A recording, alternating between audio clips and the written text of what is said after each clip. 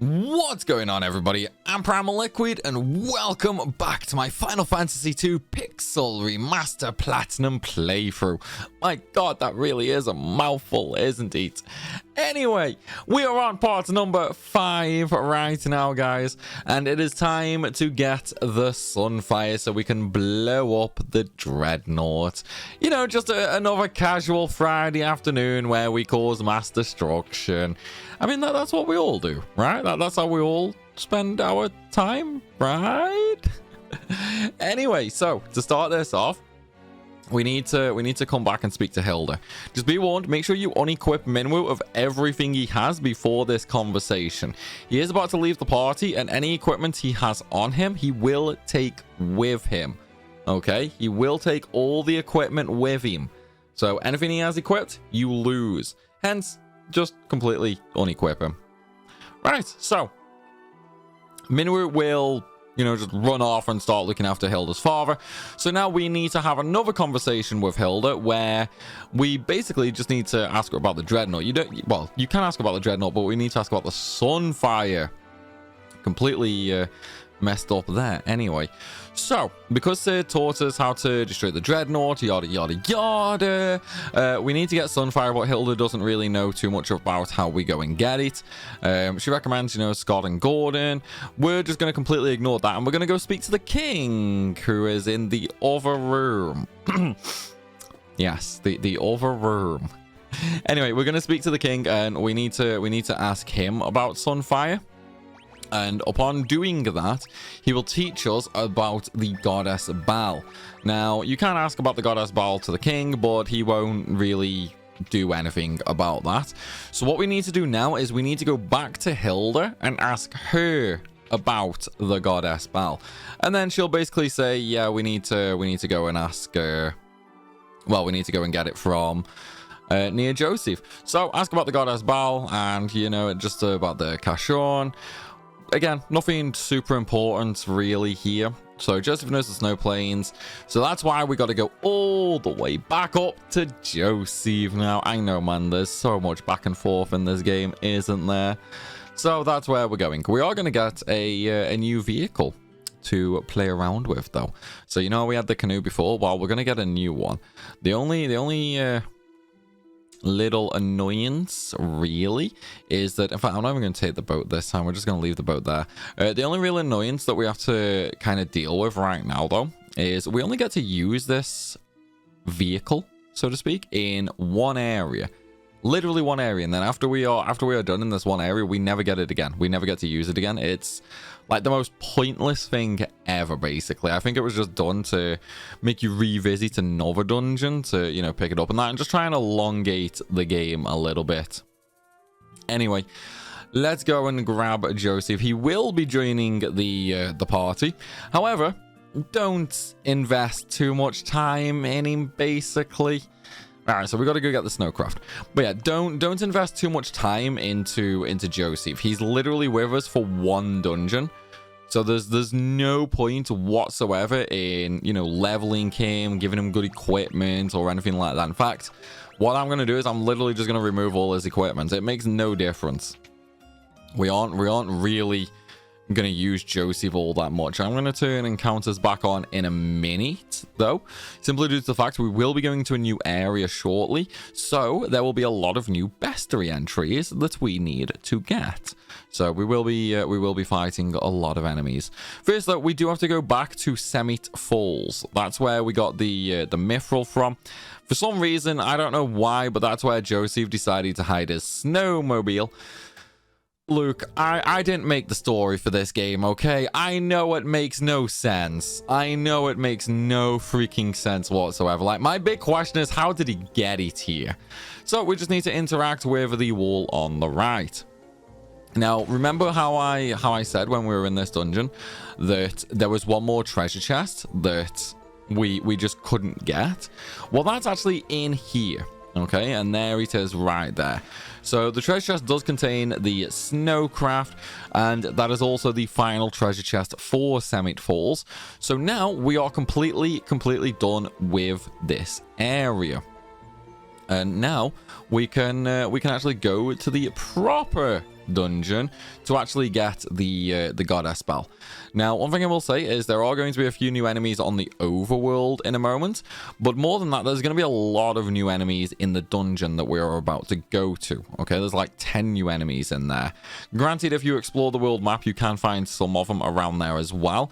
If you don't explore the world map, though, then most of the enemies in this place will be new for you. And there's the icicle. So we got one new enemy already.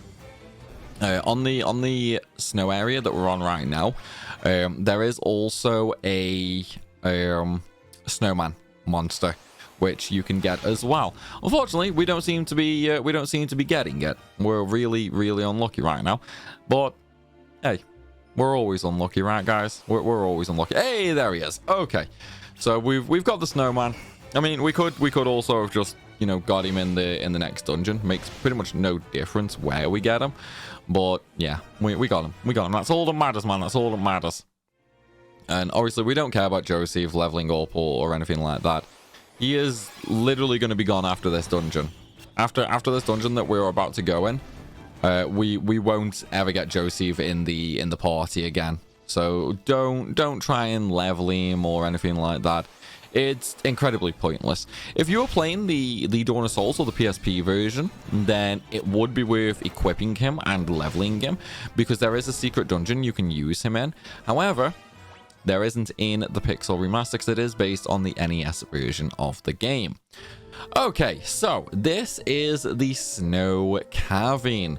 So all we're going to do is we're basically going to run through this entire area. There are a few new mobs in here that we want to get, like the dual heads, the dead head, ghouls, shadows, grenades, and so on and so forth. There's a good few new mobs. We've already got most of them, though, from the overworld, as we did go exploring. So we don't need to... oh, excuse me. We don't need to really worry too much about any of the enemies in here. However, what we do need to worry about, though, is all of the treasure chests. Oh, nice. We got the dead head. What I think we're going to do is once I know we've got all the enemies from in here, I think we're just going to turn encounters off and, you know, just sort of speed through this dungeon, to be honest. In fact, maybe I have them all already, actually. We'll give it like 2 more floors, and then we'll see if we've encountered anything new, and if not, I'll turn encounters off. And worst case scenario, I just have to come back here later when we actually go through the bestiary. But the big thing is just getting the treasure chests in here. There is going to be one area as well, which can be a little quote-unquote tricky to get through, but it's not too bad. The next area, though, is going to be a pain. And I don't mean a pain... Oh, yeah, ignore that door, by the way. You can't go through it. I don't mean a pain as in hard or difficult. I just mean the final boss of that place sucks. The final boss in the next place sucks so bad, man. Like, really, really bad. I mean, granted, we'll still have no issue with it. It's just if it catches you off guard, yeah, it can be nasty. It can be very, very nasty. Right, now I can't remember if there was actually anything in this room. I don't think there is, though. No, it's just another empty room. Yeah, FF2 has a lot of just random empty rooms for some reason. It's like we're in the middle of a cave in like a wasteland snowy area, and there's just random empty rooms lying around. It makes no sense, but you know, it's just one of them things that is designed to sort of make you spend a little bit more time. Because obviously in the original version, I don't know why they removed it in this one, but in those rooms, every single step you took would give you a battle. So you'd have to fight like 4 battles to get out of every room like that. Obviously, it's a way for them to elongate the game, because obviously, you know, the games back on the NES, they didn't have a lot of memory. And because they didn't have a lot of memory, they couldn't make them super long. So they needed to do something to increase the playtime to make them more appealing to buyers. And that's just one of the ways they did it. They made you fight way too many battles. That's why, in case you might have noticed, the encounter rate in the older FFs is really, really high as well. So yeah, it does kind of suck on that regard, but yeah, it is what it is. So we've got the Arctic Wind from the far left. So now with that, we can just carry on going to the next floor. That's the only treasure chest on this floor. And the path that we want to take is to the north. If you look down the way, there is a set of stairs there. We don't want that one just yet. Okay, we will take that path eventually, but right now we don't. So we're gonna try and do this as efficiently as possible. So we're gonna ignore the south path and we're gonna go north first, simply due to the fact there's some more treasure chests up there that we need to grab. There's not too many treasure chests in this dungeon, to be honest, but this should give us the 10% of treasure chests opened trophy as well. So we should end up getting that very, very soon. And I also did not get this trophy on the marathon when I was doing you know, my first marathon stream of here, because obviously I was on this PSN account. Obviously I got it on the second time with a different PSN, yada yada yada, I know. But because of that, we are going to start getting all the trophies now at the correct locations. However, I have heard some reports that the 10% treasure chest trophy in here is a little buggy. So sometimes it will give it you as soon as you open the treasure chest. However, other times you might have to fight another battle for it to actually pop up, basically. So again, don't worry if it doesn't pop as soon as we open the treasure chest, which by my counting should be this one. Yep, there we go, Rookie Treasure Hunter. So that is 10% of all the treasure chests opened. So we're good to go. We didn't have to fight a random battle for that. But as I say, sometimes you are going to have to fight a battle for that to pop. So don't panic if you don't get the treasure, if you don't get the trophy upon opening the treasure chest. Don't panic at all. Just do a random fight and you should get it. And then we have a monster treasure chest. We do get a mithril mace from this, which can be kind of good if you aren't leveling, if you aren't grinding, if you're doing like a speed run sort of thing, then it can be pretty decent. But for me personally, I find it way easier to do like an hour of grinding early on and then just blitz through. That's what I find easier anyway. At least I think it is. And I mean, in my opinion, it's faster. You know what I mean? Because obviously you're saving a lot of time on some of the later fights that would take even longer to do. So I do personally think it is faster. I mean, if you're doing like the PSP version or the Game Boy version, I would actually strongly suggest getting teleports up to like level 16. It takes like 3 hours on those versions. But once you've got that, you literally just run through the whole game without a care in the world. Nothing can even remotely hurt you, basically. And I think at this point we have all of the encounters now, so I'm going to turn encounters off and we're going to just sort of head through. So remember that other set of stairs that we ignored before? Yeah, now we're going to them. And that's going to take us down to the next floor, which is going to be B4. So on this floor, once again, more treasure chests. Luckily enough, they're not too far out the way or anything like that. We can just sort of run through and grab them. Sadly, nothing good is going to be in them, but then we are still sort of early on. So obviously we're not going to get anything super amazing or like super broken. You know what I mean? All right, anyway, with that said, let's go up. So ignore the room. It's another empty one, as I'll show you. Just completely empty. Completely ignore that. There's no point going in there. So you want to go down the stairs. Actually, did I get the treasure chest? I did. Okay. So now you want to go down the stairs once again. I know, right? Lots of stairs. So there are some more treasure chests, and as you can see, there are 2 doors. The door on the left, guess what? You guessed it. It's empty. Granted, you can go in there if you want. If you want to see the pretty sights. But no, it's just another empty room, unfortunately. Still show it off though. All right, so one more treasure chest on this floor, and then we can move on. Also, this next treasure chest is actually containing a pretty decent piece of equipment. It is a monster treasure chest, so you do have to kill some shadows and some ghouls for it. However, the reward for this is going to be the ancient sword. Now, the ancient sword is a little bit special. Aside from the fact that it's the strongest sword you can get at this point, it actually inflicts curse. So it inflicts curse whenever you hit something with it. Well, chance to hit curse anyway, which can be a pretty nice status effect. I'm just gonna stick to the flame bows though. We don't need the ancient sword or anything like that. So now we head on into the right room, and this is probably the funniest point in the whole game. Aside from the fact there's some cute little beavers. If we go up to this beaver right here, snook snook cheat. Guys speak beaver. Honestly, this is like the most random out there thing in the whole game, and it's so brilliant. Who doesn't like how Guy speaks beaver, man? It's so freaking hilarious. Snook snook cheat. So what you want to do is you want to ask about the goddess Bal. Oh man, you love speaking beaver. Secret passage in wall to right. Monster god Bal. Bal in wall. Oh, okay. So now we know about that, we can actually just take the pathway.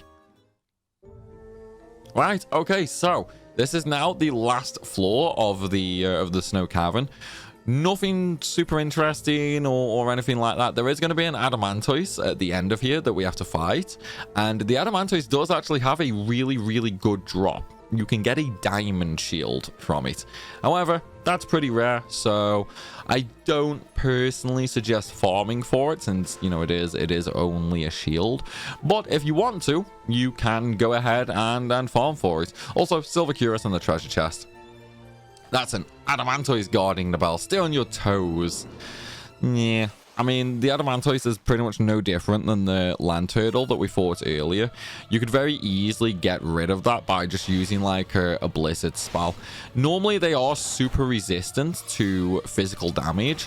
However, because I have the flame bow, that is the fire elemental, so I can still actually do decent damage to it. And that's why we can murder it so easily. Unfortunately, I only got to Gill as the reward though. Right, now we have the goddess bow. Also, this is basically the point of no return. Unequip a Joseph right here.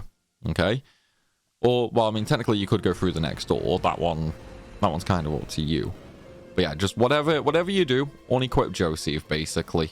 Because he is going to be leaving the party right now.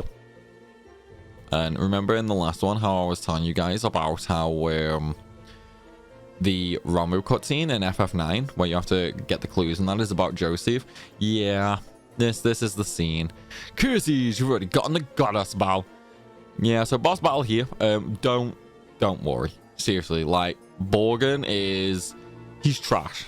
Like, he's literally trash. He's as weak as a lot of the trash mobs well, he's even weaker than the trash mobs in this dungeon.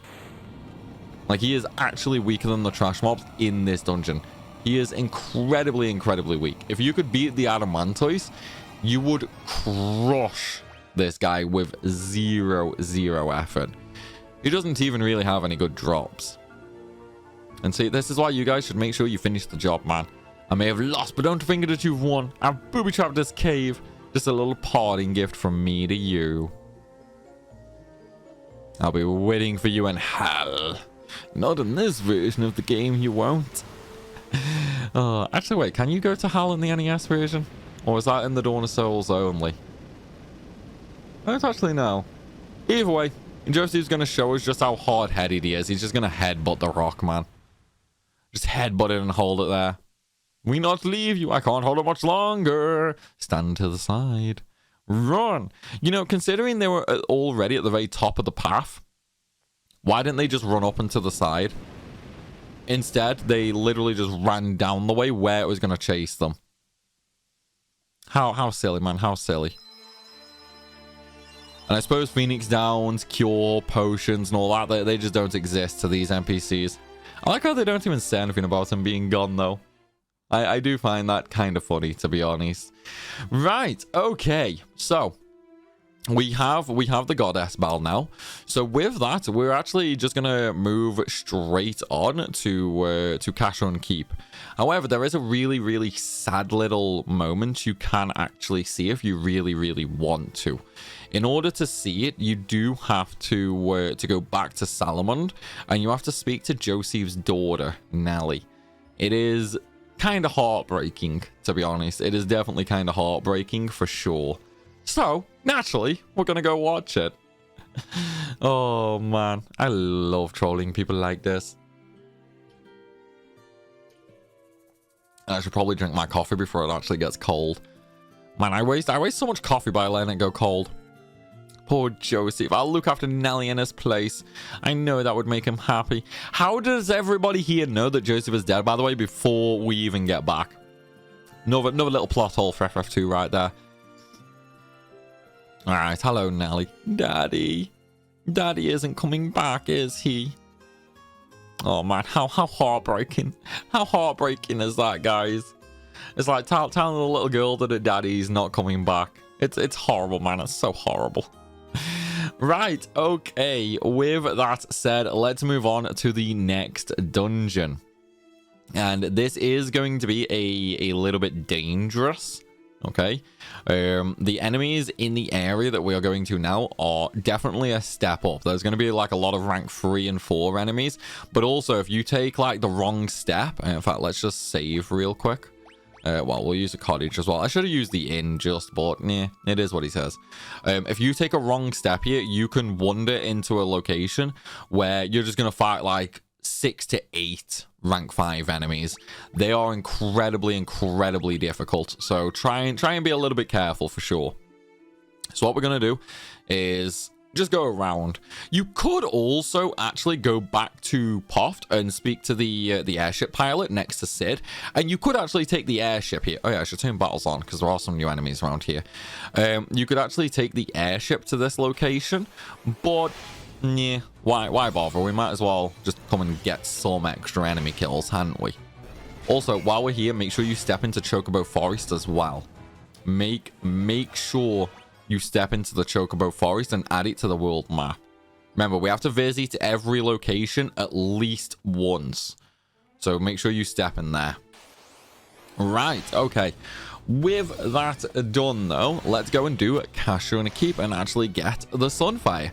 So when it comes to enemies in the Cashon, there's only really 2 new ones. The boss and a bomb-style enemy. All the others we have fought because we grinded to the north of Finn. If you didn't do that grind, there is going to be a lot of new enemies in here for you, such as the Ogre, Ogre Mage, Were-Rat, Mine, you know, lots of new enemies. Yeah, we can't really do anything with the Sunfire there, so we're just gonna ignore that. And now we have to use the Goddess Bell on the locked door, and then it suddenly opens up. And with that, we get a new character. We get Gordon. I came to retrieve the Sunfire. I thought I was the only one left who could open the door. I'd meant to look for Eagle's torch, but it's a monster's den in here. I can't keep going on my own, and I can't return empty-handed. I don't know what to do next. You cry, man. You know your way around the keep, right? Do you think you could help us find our way through? I'm sorry. The keep is riddled with secrets. I wouldn't know my way around any better than you. But I do want to fight. Will you let me come with you? You know, considering he was the prince of this castle, it's kind of amazing how he doesn't actually know his way around. It's really silly when you think about it. It makes no sense. He literally lived here. This is his castle. Well, technically it's his and his brother's castle, but his brother's dead, so, you know, it's one of them. Okay, so, first things first, we're going to go down all the way to the right-hand side for a treasure chest. It's not going to be a very good item, though, unfortunately. It's just going to be a cure tome, which, naturally, we've had pretty much since the very start of the game, so still nothing new. That is going to be something that we are going to be dealing with for a good little while now, unfortunately. We're not really going to get anything good in treasure chests until probably after Cyclone. Yeah, we're not going to get anything good until after Cyclone. which does kind of suck, but you know, it is what it is. It is what it is. We can't really do anything about it, but at least after Cyclone we will start to get some you know, some good stuff. Just make sure we get all the encounters in here before we turn encounters off as well. See, this is why doing the grind earlier on is actually so beneficial, because then once we've got all of the enemies, like once we know we've got all the enemies, we can actually just turn no encounters on and we can speed through. So we'll save a lot of time that way by just cutting out all of the encounters. So highly valuable that is. In fact, I'll just turn encounters off now, actually, because I'm pretty sure I've got everything. Actually, wait, no, I might still need some things. Let me have a look. Do I have mine? I do have mine. Okay, yeah, so we're fine. I've got literally everything in here then. So yeah, we can leave encounters off for now while we sort of run through. I mean, obviously, if you want to leave them on, that's entirely up to you. But for me, yeah, we'll just turn them off for a little bit of speed. Okay, so next treasure chest we're going to get is going to be up there in the corner. We're going to pass it on the way to the stairs. This place isn't really too bad or too much of a maze or anything like that. It is very straightforward, you know. There's no super secret chests or anything like that. There's nothing to worry about, really. It can just get a little annoying with status effects if your health is low. In fact, I'm going to turn encounters back on. Yeah, it can get a little bit annoying with status effects if your health is low, because the dungeon is kind of long, so you have to deal with poison and venom and stuff like that, which without healing items or healing magic really can suck. You know, it can definitely suck a lot. So it is better to play it a little safe and just bring some status cleansing items, as there are quite a few in here, basically. Unfortunately, Gordon's still freaking useless for us, man. Anyway, on this floor, we're going to go straight down for the treasure chest. You can see it down there. And then we're going to go straight up to the next floor as well. Now, this treasure chest, okay, will be a monster chest. There is 5 were-rats in it. And unfortunately, the item we get sucks. It's only going to be a golden shield. Man, how is that still not leveled up? What level is teleport? Man, it's not even moved. Yeah, see, this is the problem with fighting like rank 1 to 3 enemies, man. It becomes basically impossible to level spells and that. And then because we can't level them properly, they just keep missing. You know, it sucks, man. It sucks. It's fine though. Once we start getting some higher rank enemies, teleport is going to fly up in levels. So we'll be blitzing then. We'll be absolutely blitzing for sure. At the very least though, we are getting some bow levels. Even though my bow is still pretty low level, we are doing pretty decent damage with it. Once we get that to like level 10 though, I think that's where we're going to start changing weapons around. I do want to level everything up after all. Especially the sword for Firion. Firion is going to end up with level 16 sword at the end of this. And, you know, I've just realized I should probably have Maria start leveling Berserk, actually. Not for right now. Berserk is definitely going to be a late game addition for us, because we are going to be berserking Firion later. Oops, no, I want that on everybody. Maria, Berserk. We'll just use that on Gordon. And Guy can just go back to using Blizzard, basically. Yeah, so we do want to start leveling Berserk up very, very quickly. Well, not very quickly. We do have a lot of time till we're actually going to start using that.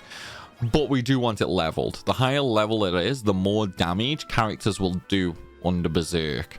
So by having that at a higher level, it's going to be great for us. Absolutely great. Okay, so first thing is first. We are going to go into the room in the middle. Okay, there's going to be... Oh, nice, Berserk leveled up. There's going to be a room with 3 treasure chests. Okay, 3 treasure chests. Wow, 2 adamantoises in a row. Damn. Impressive. Still no drops though, man. Still no diamond shield. Rip. Oops, wrong room. Wrong room. That's my bad. It's this room. It's this room. Oh, wow. God damn it. I was really hoping I could get through to it then. And teleport keeps missing, man. It sucks. Wait, why is she using that on herself? She should be targeting Gordon for that.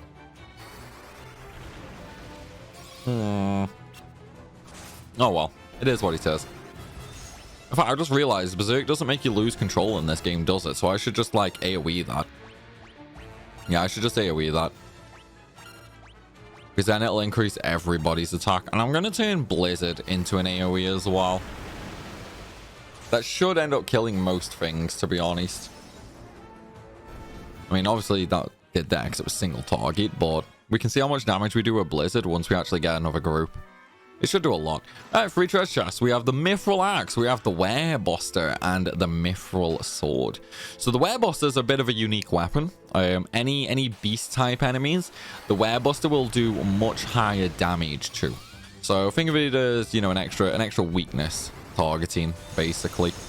Right, how much is that going to do? 100 damage. Okay, that's fine. It saves us a lot of time in battles then. Right, let's go, shall we? So just an empty room again, and then the other room down to the south is also empty. So you can ignore that and just go up the stairs. And then we get to get another treasure chest in a minute. We are actually nearly done with the keep, though. We are very close to being done with the keep. We've only got a little bit left to do. Oh, whoops, missed the room. Actually, wait, no, I think that room's actually completely empty. I don't think there's anything in there. I will go have a look, see. But yeah, I think it's completely empty. Also, notice Gordon's damage difference under Berserk. So obviously, without Berserk, he does like 30 damage. With Berserk, he does nearly 200. And if Berserk was like level 16, that would be way higher. Seriously, don't underestimate the damage increase from Berserk in this game. That's why we want to level it up, because once we start getting things like Excalibur and Masamune, like some really, really potent weapons, under Berserk with that is ridiculous. Like we could very easily be hitting for 9,999 damage per hit. And also we're too happy. Oh my god, I can't say weapons. I said happens twice, man. Twice in a row I said happens. Oh man, with 2 weapons, you do hit twice. So obviously that'll be like 18,000 damage. Well, 19,000 damage pretty much. It's gonna be absolutely crazy. I mean, we won't be able to do that with every character, unfortunately, but we will be able to do it with quite a lot of them. Which will just, you know, speed up the final boss and stuff like that. We're probably not going to get Berserk to level 16, though. I reckon by time we get there, even if I keep Maria just using Berserk from now till the end of the game, it probably won't hit level 16. Even with the ×4 magic EXP, it probably won't hit 16, unfortunately. Because, I mean, there's not actually a whole lot left to do, to be fair. Right, Nova Monster Treasure Chest. This is just mines and balloons. We don't need to worry about them. We are nearly done, though. We've just got to do, like, 3 more treasure chests, and then we're done. And then we can teleport out to the dungeon. Providing we can actually hurry up and kill these goddamn mines, man. Never understood why the bombs and that are resistant to ice damage instead of being weak to them in this game. Doesn't really make a whole lot of sense, does it? Right, so we got a golden armor. Obviously, we already had one of them. Now, there is some stairs and a door down there. Just ignore them. They don't really lead anywhere for now. We need to go up and to the north. Oh, man, another battle. Really? Really? God damn it. And teleport still didn't get rid of him. Wow, Gordon's actually gonna die. I should probably heal Gordon, shouldn't I? Should I heal him or should I let him die? I don't know. You know what? No, I am a merciful god. I am feeling very merciful right now. So yeah, we'll heal him. We'll be nice. We'll let him live. For now. For now. We might change our mind later and just let him die, but yeah. That's later. That's later. Alright, so in here there is another free treasure chest. Nothing good though, just some status cleansing items. Okay. So, with that, we are actually basically done now. Like, yeah, seriously, we are actually basically done in this dungeon. All we've got to do now is go and do the boss. And the boss of this dungeon is a little bit unique in that you can't use magic on it. And the reason you can't use magic on it is it resists all elements. It absorbs all magic used on it. So you are going to, unfortunately, have to do normal attacks. The only thing I can't remember, though, is if the fire from the flame bow actually heals it or not. I can't actually remember that one. It'll be fine even if it does, because I can just get the other characters defend and I can just let Gordon kill it, or I can get the other characters to heal and just let Gordon kill it. So it doesn't really matter in the long run, but you know, it's one of them. We are going to turn encounters off though. We've definitely got everything in here now. Right, last area. And there's the red soul. Oh, I've heard there was a monster guardian Eagle's torch. Now I've seen it with my own eyes. It's a red soul. Okay, so as I mentioned, you cannot actually use any magic on it. It does just completely heal. But Gordon should be able to take this out now with Berserk being applied to him. And yeah, it can actually do some decent damage with magic. I wouldn't worry too much about it though. It's not super strong. Yeah, and the flame bow works on it as well, so that's fine. So we got no need to worry. It only has about 600 health. Ideally, you would use the ancient sword on it. The ancient sword is actually really good against the red soul. But obviously, you know, I'm leveling bows instead of swords for now, so we can't really do that. Anyway, open the treasure chest and get Aegil's torch. That is also the last treasure chest in this dungeon, okay? So what we need to do now is we're just going to use teleport to escape the dungeon. Yes, that will massively lower Furion's health. That's fine. And then we're going to heal on up because I can. Man, Q's level 10 already. Nice. Okay, so now that we're out, we're going to go back in. And now we need to interact with the fire and use the Aegil's torch on it. And that gives us the Sunfire. The Sunfire moves to Aegil's torch. Alright, so now we've got Sunfire so we can blow the Dreadnought up, which I'm afraid to say we are going to do in the next one, because I'm going to be ending this video right here. Still though, I do hope you guys have enjoyed. If you have, then please be sure to smash that like button, and of course, drop a comment down below, as it really helps the channel out tremendously. And of course, if you're new around here, make sure you hit that subscribe button so you don't miss out on any more content. As always though, everybody, thanks for watching, and I'll see you soon.